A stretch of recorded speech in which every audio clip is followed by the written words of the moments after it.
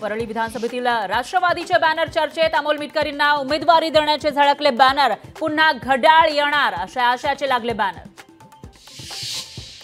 भाजपचे समर्जित घाटगे हाती तुतारी घेण्याची शक्यता। कागलमधील कार्यकर्ता मेळाव्यात घोषणा करण्याची शक्यता। घाटगे राष्ट्रवादी एसपी मध्ये प्रवेश करणार असल्याची जोरदार चर्चा। उद्धव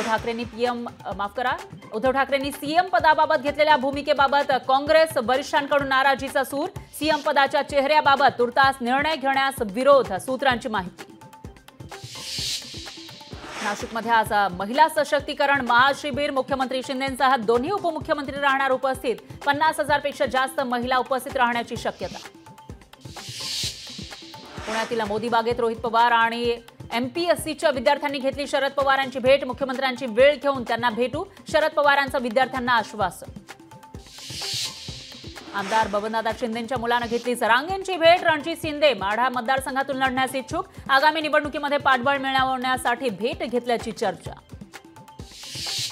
मुंबई वगळता राज्यातील पोलीस भरती प्रक्रिया पूर्ण। 17,471 जागांसाठीची भरती प्रक्रिया पूर्ण। पावसामुळे मुंबईतील भरती प्रक्रियेला विलंब झाल्याची माहिती। सिंधुदुर्गातील शिरोडा उपजिल्हा रुग्णालयाचा धक्कादायक प्रकार। रुग्णाला लावलं चक्क मुदत संपलेलं सलाईन। मुदतबाह्य सलाईन लावल्यानं तरुणाच्या नातेवाईकांचा संताप।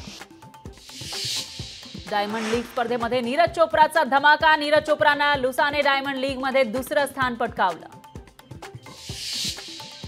राज्यात आजपासून पुन्हा पावसाचा जोर वाढणार। पुढील 4 दिवस राज्यात पावसाची शक्यता। कोकणसह मध्य महाराष्ट्रात पावसाचा अंदाज।